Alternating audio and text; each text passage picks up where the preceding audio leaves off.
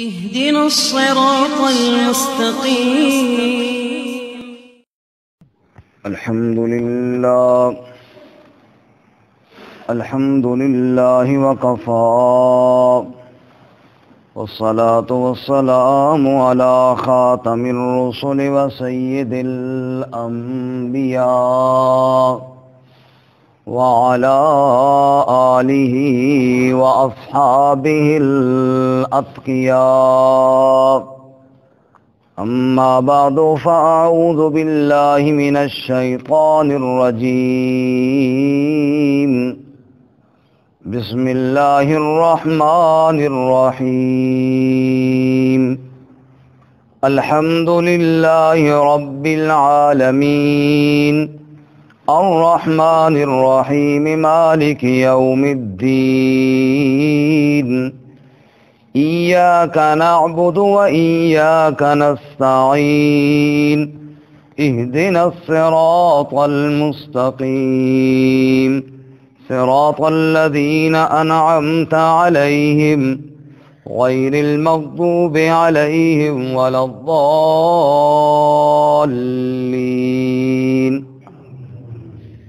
سبحان ربك رب العزة عما يصفون وسلام على المرسلين والحمد لله رب العالمين. اللهم صل على محمد وعلى آل محمد كما صليت على إبراهيم وعلى آل إبراهيم إنك حميد مجيد. اللهم بارك على محمد وعلى آل محمد كما باركت على إبراهيم وعلى آل إبراهيم إنك حميد مجيد. معزز سامعین، گزشتہ درس میں سورۃ الفاتحہ کی نام اور سورۃ الفاتحہ کے مختلف ناموں کے معنی اور مطالب آپ کی خدمت میں عرض کیے تھے. سورۃ الفاتحہ کا جو پہلا جملہ اور پہلی آیت مبارکہ ہے الحمد للہ رب العالمین، مختصر کوئی گفتگو اس کے بارے میں بھی ہوئی تھی. کچھ مزید گفتگو اس کے بارے میں آج عرض کریں گے. اللہ تعالیٰ صحیح بیان کی توفیق عطا فرمائے، پھر ہم سب کو اس پر عمل کرنے کی توفیق عطا فرمائے. الحمد للہ رب العالمین، تمام تعریفیں اللہ کے لیے ہیں جو سارے جہانوں کا پالنے والا ہے. اللہ تعالیٰ کی تعریف کائنات کی ہر شے بیان کرتی ہے. ایک جگہ اللہ فرماتے ہیں وَإِن مِّن شَيْءٍ إِلَّا يُسَبِّحُ بِحَمْدِهِ وَلَٰكِن لَّا تَفْقَهُونَ تَسْبِيحَهُمْ. کائنات کی ہر چیز اللہ کی حمد اور تسبیح بیان کرتی ہے. تمہیں سمجھ آئے یا نہ آئے، کائنات کی ہر چیز. ایک مقام پر اللہ فرماتے ہیں جو اللہ کے عرش کو اٹھانے والے فرشتے ہیں جن کو حاملین عرش کہتے ہیں، وہ بھی اللہ کی حمد و ثنا بیان کرتے ہیں. ارشاد فرمایا الذین یحملون العرش، وہ لوگ یعنی وہ فرشتے جو اللہ تعالیٰ کے عرش کو اٹھانے والے ہیں، ومن حولہ، اور جو ان کے ارد گرد ہیں، یسبحون بحمد ربہم، وہ سب اپنے رب کی تسبیح اور اللہ کی حمد بیان کرتے ہیں. تو حاملین عرش فرشتے وہ بھی اللہ کی حمد بیان کرتے ہیں. تو الحمدللہ کہنا اتنا اونچا عمل ہے کہ کائنات کی ہر چیز کہتی ہے، بالخصوص اللہ کے عرش کو اٹھانے والے فرشتے بھی کہتے ہیں، اللہ کی حمد بیان کرتے ہیں. روز محشر جب قیامت کا دن ہوگا تو فیصلہ جب ہو جائے گا اور مجلس برخاست ہونے والی ہوگی فیصلے کی، اس وقت جو آخری اعلان ہوگا وہ بھی الحمدللہ ہوگا. قرآن پاک میں ہے قضی بینہم بالحق وقیل الحمدللہ رب العالمین. کہ فیصلہ حق کے ساتھ کر دیا جائے گا اور پھر کہا جائے گا الحمدللہ رب العالمین، سب تعریفیں اللہ کے لیے ہیں جو سارے جہانوں کا پالنے والا ہے۔ اہل جنت جب جنت میں جائیں گے، اللہ ہم سب کو بھی لے جائے، آمین۔ وہاں اہل جنت جب جنت کی نعمتیں دیکھیں گے تو بے ساختہ کہیں گے وقالوا الحمدللہ الذی صدقنا وعدہ، سب تعریفیں اس اللہ کے لیے ہیں جس نے اپنا وعدہ سچ کر دیا ہے، جس نے آج ہمیں جنت میں بھیج دیا، الحمدللہ سب تعریفیں اس کے لیے ہیں۔ قرآن کریم میں الحمدللہ جہاں پر آیا ہے، یہ وہ مقامات ہیں جہاں پر اللہ تعالیٰ کی خاص صفات کو بیان کیا گیا ہے۔ مثلا وہ صفات جو اللہ کی ذات کے ساتھ خاص ہیں، مخلوق میں نہیں پائی جاتی، جن کو کہتے ہیں صفات الوہیت۔ جیسے میں نے کل بھی عرض کیا تھا، ایک معنی تو یہ ہو گیا نا تمام تعریفیں اللہ کے لیے ہیں، اس معنی پر ایک اعتراض بھی ہوتا ہے بھئی کچھ تعریفیں نبیوں کے لیے بھی ہیں، کچھ صحابہ کے لیے، کچھ دیگر لوگوں کے لیے بھی ہیں۔ تو اس کا جواب مفسرین یہ دیتے ہیں کہ جس کی جو بھی تعریف ہے اس کو وہ تعریف دینے والا کون ہے؟ اللہ۔ تو اس طرح وہ تعریف بھی گویا کہ اللہ کی ہو گئی۔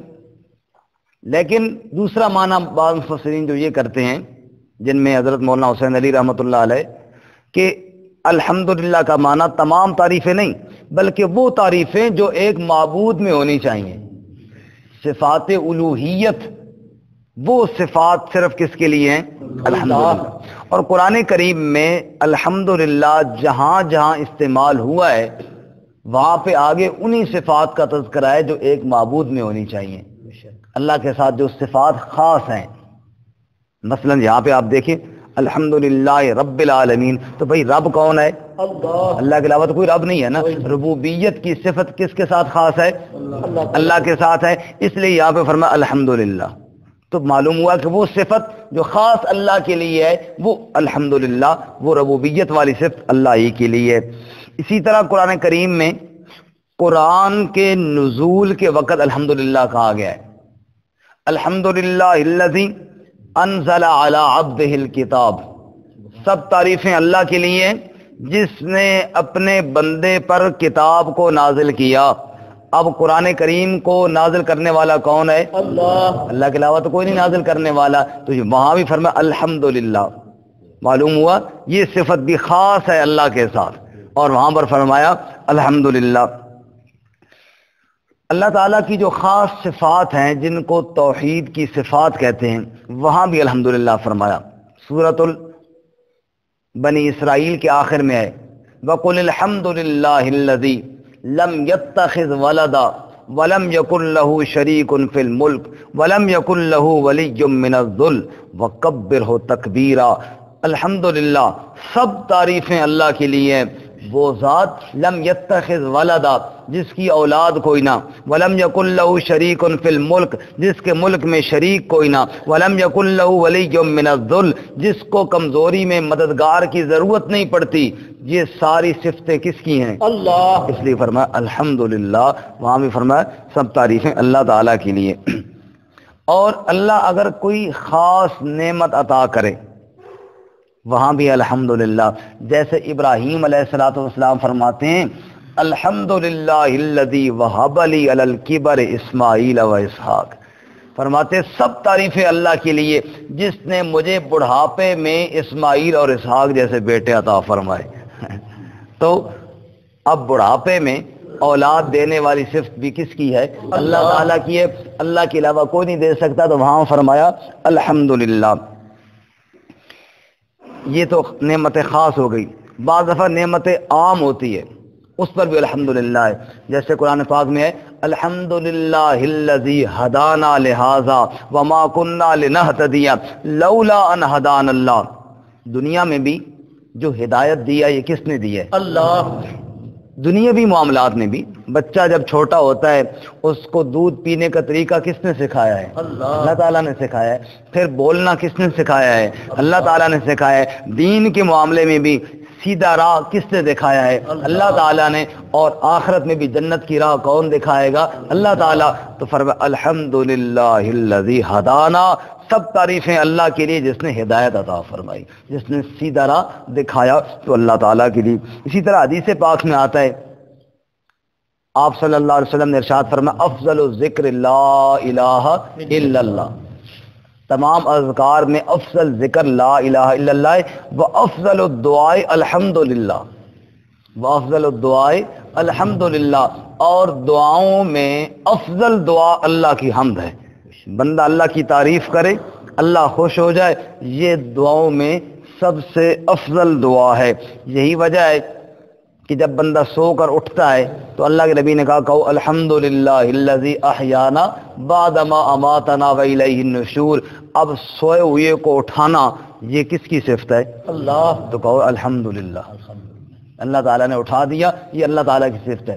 کھانا کھاؤ تو کیا کہو الحمدللہ الذی اطعمنا، کیونکہ کھلانے والا اللہ کے علاوہ کوئی نہیں، تو کہو الحمدللہ. پانی پیو تو کہو الحمدللہ. بیت الخلاء سے باہر نکلو تو کہو غفرانک الحمدللہ الذی اذھب عنی العذا وعافانی. وہ اس مصیبت کو، اس ضرورت کو میری کو پورا کیا تو اللہ نے کیا نا، اللہ کے علاوہ تو کوئی کرنے والا نہیں. قضاء حاجت ہو گئی تو کہو الحمدللہ الذی اذھب عنی العذا. تو یہ خاص جتنی بھی نعمتیں ہیں جو اللہ کے علاوہ کوئی نہیں کر سکتا، فرمایا کہ وہ وہاں پر کیا ہے، کہو الحمدللہ. اس کے بعد ہے مسئلہ ربوبیت، رب العالمین. کل بھی اس سے بات ہوئی کہ عالم ارواح میں اللہ نے اپنی ربوبیت کا تذکرہ کیا، دنیا میں بھی، اور پھر عالم قبر میں جا کر سب سے پہلے پھر اللہ تعالیٰ اپنی ربوبیت کا مسئلہ ہی پوچھیں گے. مر ربوں کا، تیرا رب کون ہے؟ رب کے قرآن کریم میں اس کے علاوہ بھی معنی ہیں. رب کا معنی ہوگا پالنے والا، اس کے علاوہ بھی معنی ہیں. رب کا ایک معنی سردار بھی ہے. رب کا ایک معنی کیا ہے؟ سردار. سردار، مالک، وڈیرا. جیسے سورہ یوسف میں ہے، وہ جیل والے جو دو ساتھی تھے یوسف علیہ السلام کے، ان سے یوسف علیہ السلام نے کیا فرمایا کہ جب باہر جاؤ گے نا تو میرا ذکر کر دینا بادشاہ کے سامنے، اپنا جو وڈیرا ہے. لیکن وہ گیا باہر تو اس نے ذکر کوئی نہ کیا. وہاں لفظ بولا اللہ نے فَأَنْسَاهُ الشَّيْطَانُ ذِكْرَ رَبِّهِ، ذکر ربی، شیطان نے بھلا دیا کہ اپنے سردار کے سامنے ذکر کرتا، بادشاہ کے سامنے ذکر کرتا. تو وہاں رب کا معنی کیا ہے؟ سردار اور بادشاہ، وڈیرا. اس کو بھی کیا کہتے ہیں؟ رب کہتے ہیں. رب کا ایک معنی مالک بھی ہے. رب کا معنی کیا ہے جی؟ مالک. یہ قرآن پاک کے جتنے معنی ہم یاد کریں گے، سیکھیں گے، انشاءاللہ اس پر اجر ملے گا. کہ اللہ کہیں گے یہ میرے بندے میرے قرآن کو سیکھنے کی کوشش کر رہے ہیں. تو خیرکم من تعلم القرآن وعلمہ، بہتر وہ ہے جو قرآن سیکھے اور قرآن کو سکھائے. رب کا ایک معنی مالک بھی ہے جی. سورہ قریش میں ہم پڑھتے ہیں لإیلاف قریش ایلافہم رحلۃ الشتاء والصیف. آگے رب ھذا البیت فلیعبدوا رب ھذا البیت، چاہیے کہ عبادت کریں اس گھر کے رب کی. اب بیت اللہ کا معنی وہاں پالنے والا تو نہیں ہوگا نا، بلکہ رب کا معنی وہاں پہ مالک ہے. اس گھر کا جو مالک ہے اللہ تعالیٰ، فرمایا کہ رب کا معنی کیا ہے؟ مالک. اس گھر کا، بیت اللہ کا جو مالک ہے. رب کا ایک معنی حاکم بھی ہے. رب کا ایک معنی کیا ہے؟ حاکم. اتخذوا احبارهم ورهبانهم اربابا من دون اللہ. سورۃ توبہ میں اللہ فرماتے ہیں یہودیوں کے بارے میں بالخصوص، انہوں نے اپنے علماء کو اور اپنے پیروں کو رب بنا لیا تھا. ارباب جمع رب کی، اربابا من دون اللہ. حضرت عدی ابن حاتم تائی کے بیٹے مسلمان ہوئے. جب یہ آیت پڑھی نا تو چونک گئے، یا رسول اللہ صلی اللہ علیہ وسلم. ایک آیت سمجھ میں نہیں آئی. اللہ فرماتے ہیں کہ انہوں نے اپنے پیروں کو رب بنا رکھا تھا. یا رسول اللہ رب تو ہم نے کوئی نہیں بنایا تھا، اس کا کیا مطلب ہے؟ آپ نے فرمایا عدی یہ بتاؤ کہ اگر وہ ایک چیز کو حلال بتاتے مانتے تھے یا نہیں؟ بالکل جی. اگر وہ حرام کہتے مانتے تھے یا نہیں؟ بالکل جی. کہ یہ حلت اور حرمت کا اختیار کس کے پاس ہے؟ تو تم نے ان کو دے رکھا تھا. تو یہی تو ہے نا رب ماننا، ان کو مکمل حاکم مان لینا کہ جو حلال کرے تو وہ حلال ہے، وہ حرام کرے تو وہ حرام ہے. یہ اختیار کس کے پاس ہے؟ یہی تو ہے نا رب ماننا. تو رب کا معنی کیا ہو گیا؟ کسی کو فل حاکم مان لینا کہ وہ جو کہے بس وہی بات ٹھیک ہے. حالانکہ ایسی بات نہیں ہے. یہ اختیار صرف کس کے پاس ہے؟ اللہ کے پاس. سورۃ التحریم آپ نہیں پڑھتے؟ یا ایھا النبی لم تحرم ما احل اللہ لک، اے نبی جس کو اللہ نے حلال کیا آپ اس کو کیوں حرام کر رہے ہیں؟ تو یہ اللہ کے پاس اختیار ہے اور کسی کے پاس نہیں ہے. رب کا معنی پرورش کرنے والا. رب کا ایک معنی کیا ہے؟ پرورش، مربی.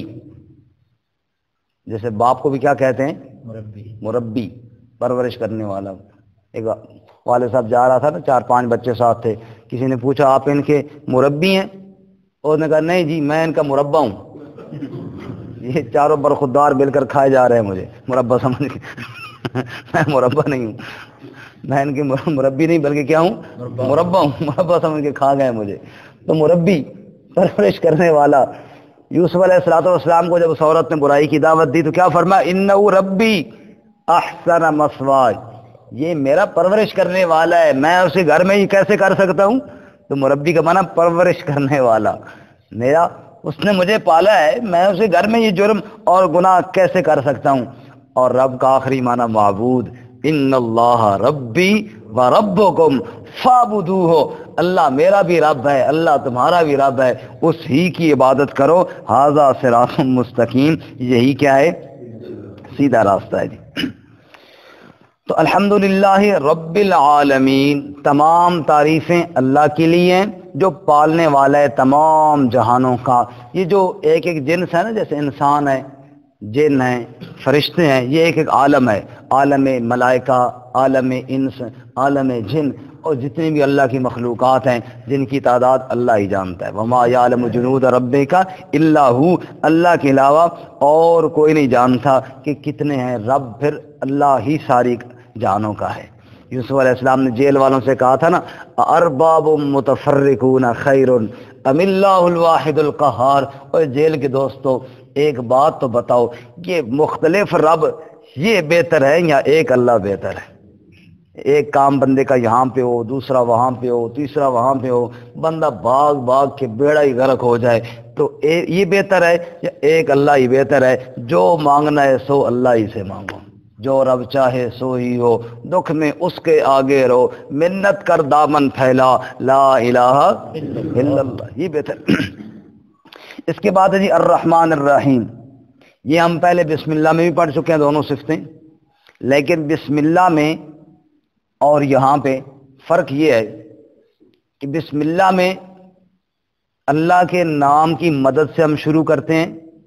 وہ اللہ جو رحمان اور رحیم ہے، گویا کہ وہاں رحمان اور رحیم مدد کے لیے بلایا گیا. بسم اللہ میں با جو ہے نا استعانت کی ہے. استعانت کا معنی مدد مانگنا. بسم اللہ میں شروع کرتا ہوں اللہ کے نام سے، یعنی اللہ کے نام کی مدد سے، اللہ کے نام کی اللہ کے نام کی مدد سے. اس کے بغیر، مدد کے بغیر نہیں شروع ہو جائے. رحمان کی مدد چاہیے، رحیم کی مدد چاہیے. رحمان اور رحیم کی مدد کے ساتھ میں اپنا کام شروع کر رہا ہوں. اس کی مدد نہ ہو تو میں شروع نہیں کر سکتا. اور یہی وجہ ہے مفسرین فرماتے ہیں بڑی پیاری بات، اس دن بسم اللہ میں کرنی تھی رہ گئی، توجہ کے ساتھ سننا. فرمانے لگے قرآن سارے کا خلاصہ سورۃ الفاتحہ میں ہے. سورۃ الفاتحہ کا خلاصہ اور نچوڑ بسم اللہ میں ہے. اور بسم اللہ کا خلاصہ اور نچوڑا بسم اللہ کی جو با ہے نا شروع میں، اس با میں ہے. اور یہ با ہے استعانت کی، مدد کی. اللہ فرماتے ہیں میرے سارے کلام کا خلاصہ یہ ہے کہ جب بھی مدد مانگنی ہو تو مجھ سے مانگو اور کسی سے نہ مانگو، کیونکہ میں رحمان بھی ہوں اور میں رحیم بھی ہوں. تو فرمایا تو وہاں بسم اللہ میں رحمان اور رحیم مدد کے لیے ذکر ہوئے تھے. اور یہاں پہ سورۃ الفاتحہ میں الحمدللہ کے دعوے کو ثابت کرنے کے لیے بیان کیا جا رہا ہے. بھائی ساری تعریفیں اللہ کے لیے کیوں ہیں؟ پہلی دلیل کہ وہ رب العالمین ہے. پالنے والا ہے، اور دوسری دلیل کہ وہ الرحمن الرحیم ہے، بڑا مہربان اور نہایت رحم والا۔ میں نے اس دن بھی عرض کیا تھا معنی دونوں کا ایک ہے، رحمان اور رحیم کا۔ مفسرین فرق کرتے ہیں، رحمان ہے دنیا کے حساب سے ہر ایک کو دینے والا، 100 سال کے گناہگار کو ایک ہی توبہ پر معاف کر دینے والا، کافروں کی روزی کے انتظام کرنے والا، اور رحیم ہے آخرت میں صرف اہل ایمان پر رحم کرنے والا، وہاں آخرت میں کافروں پہ کوئی رحم نہیں کرے گا۔ تو یہ اس پہ بات ہو چکی ہے۔ آگے جی مالک یوم الدین، مالک ہے، یوم کا معنی دن، دین کا معنی جزا یا بدلہ، بدلے کے دن کا مالک ہے، بدلے کے دن کا مالک ہے۔ یہاں پہ ذرا توجہ کرنا، ایک لفظ ہے مالک اور ایک ہے الملک، ملک، دونوں اللہ کے لیے استعمال ہوئی ہیں قرآن پاک میں۔ سورۃ الحشر میں الملک بھی ہے، الملک المؤمن الملک، واللہ الذی لا الہ الا هو عالم الغیب والشہادۃ والرحمن الرحیم، واللہ الذی لا الہ الا هو الملک القدوس السلام المؤمن المہیمن العزیز الجبار المتکبر۔ تو وہاں الملک، ملک اور مالک میں کیا فرق ہے؟ فرماتے ہیں ملک کہتے ہیں بادشاہ کو، جس کو بادشاہ کہتے ہیں، ملک فاد، ملک عبدالعزیز فلاں فلاں، ملک بادشاہ۔ بادشاہ جو ہوتا ہے اس کا اختیار بھی ہوتا ہے، لیکن اس ملک کے قوانین کے مطابق۔ وہ بادشاہ سلامت اگر چاہے جتنا بڑا ملک ہو، دوسرے ملک میں جائے تو اس کی کوئی بات سننے کے لیے تیار نہیں ہوتا۔ ہمارے ملک میں نہیں دیکھتے جن کے لیے یہاں پہ گھنٹوں روٹ لگا رہتا ہے، باہر ملک میں جاتے ہیں وہ اشارے پہ کھڑے ہوتے ہیں جناب، کیونکہ وہ یہاں پہ تو ملک ہے، بادشاہ ہے، وہاں پہ نہیں ہے۔ اور یہاں پر بھی جو ملک کے قانون ہیں ان کے لیے، وہ سب کے لیے ہوتے ہیں، اب عمل کرے کوئی نہ کرے وہ الگ بات ہے، لیکن قوانین، وہ جو ملک ہوتا ہے، بادشاہ جو ہوتا ہے، وہ قوانین سے باہر نہیں ہوتا۔ جو ملک کا قانون عوام کے لیے ہوتا ہے وہی ملک کا قانون بادشاہ کے لیے بھی ہوتا ہے۔ وہ مکمل اس کو فل اختیار نہیں ہوتا، بلکہ قوانین کے دائرے میں رہ کر اس کو حکم دینے کا اختیار ہوتا ہے۔ اور جو مالک ہوتا ہے اس کو فل اختیار ہوتا ہے۔ مالک جو ہوا اس کو مکمل اختیار ہے، جو مرضی کرے، اس کو کوئی پوچھنے والا نہیں، کوئی قانون نہیں۔ اللہ کے لیے دونوں لفظ استعمال ہوئی ہیں، الملک بھی اور مالک بھی۔ اللہ ہے تو مالک، اب سمجھنا ان میں، اللہ ہے تو مالک، جو کرے اس سے کوئی پوچھنے والا نہیں۔ کون ہے جو اللہ سے پوچھ سکے؟ لا یسأل عما یفعل، جو وہ کر دے اس سے کوئی پوچھنے والا نہیں ہے، لیکن ہے اتنا مہربان کہ الملک قانون کے خلاف نہیں کرتا۔ بات سمجھ میں آئیے؟ مالک ہے، پوچھنے والا اس سے کوئی نہیں، لیکن کرتا قانون کے خلاف نہیں ہے۔ الملک ہے، جیسے قانون کے مطابق اس نے ایک ضابطے مقرر کیے ہیں، اسی کے مطابق فیصلہ کرتا ہے۔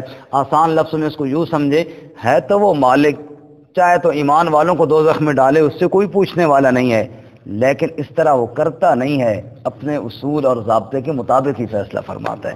یہ ہے ملک، مالک بھی ہے اور ملک بھی ہے، پوچھنے والا اس سے کوئی نہیں، لیکن قانون کے خلاف کبھی نہیں کرتا۔ مالک یوم الدین، وہ مالک ہے روز جزا کا۔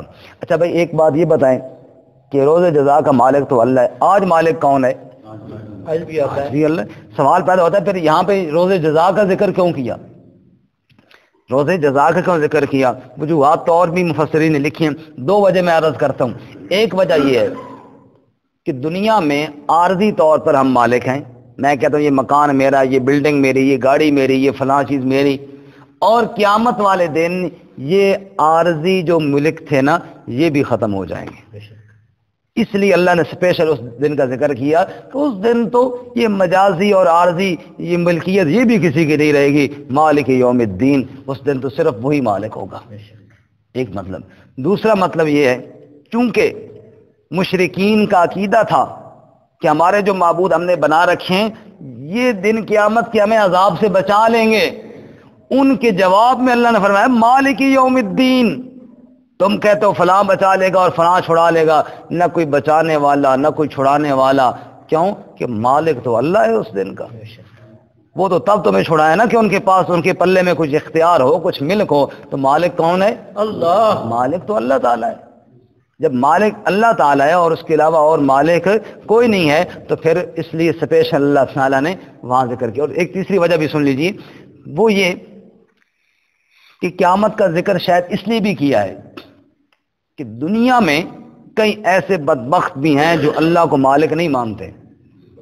دہریے ٹائپ لوگ ہیں جو اللہ کو خالق مالک نہیں مانتے, اور قیامت والے دن تو کوئی انکار نہیں کرے گا. لمن الملک اليوم للہ الواحد القہار. اس دن تو سب مانیں گے کہ اللہ ہی مالک ہے. اس لیے اسپیشل اللہ تعالیٰ نے اس دن کا ذکر کیا, مالک یوم الدین. اچھا, اب آخری بات کہ جو دین ہے اس کا کیا معنی ہے؟ دین کے شریعت میں قرآن میں کئی معنی آئے ہیں. میں دو چار معنی آپ کے سامنے عرض کرتا ہوں سمجھنے کے لیے. دین کا ایک معنی عقیدہ, لا اکراہ فی الدین. آیت الکرسی کے بعد آتا ہے لا اکراہ فی الدین, کہ جبر نہیں, سختی نہیں دین کے منوانے میں. یعنی کوئی عقیدہ غلط رکھتا ہے, ہم اسے سمجھائیں گے صحیح, لیکن گن پوائنٹ پہ نہیں کہیں گے کہ یہ مانو. سمجھائیں گے صحیح, لیکن اگر غلط عقیدے والا ہے زبردستی اس کو ہے بھائی مان, نہ, ایسے نہیں ہے. دلائل کے ساتھ بتانا. دین کا معنی عقیدہ. دین کا معنی شریعت. ان الدین عند اللہ الاسلام. جو شریعت اللہ کو پسند ہے یہ شریعت دین, یہ اسلام والی پسند ہے. دین کا معنی ملت اور مذہب. لکم دینکم ولی دین. تمہارے لیے تمہاری ملت مذہب, تم چلو اس ملت شرک پر, ولی دین اور میرے لیے ملت توحید ہے, میں اس پر چلوں گا. دین کا معنی اطاعت اور فرما برداری. سورۃ توبہ میں ہے 10ویں پارے میں, ولا یدینون دین الحق. فرمائے ٹیکس لو یہودیوں سے جو اطاعت نہیں کرتے سچے دین کی. تو وہاں دین کا معنی کیا ہے؟ اطاعت ہے جی. دین کا معنی عبادت بھی ہے. الا للہ الدین الخالص. خالص عبادت کس کا حق ہے؟ اللہ. اللہ کا حق ہے. دین کا معنی پکار بھی ہے.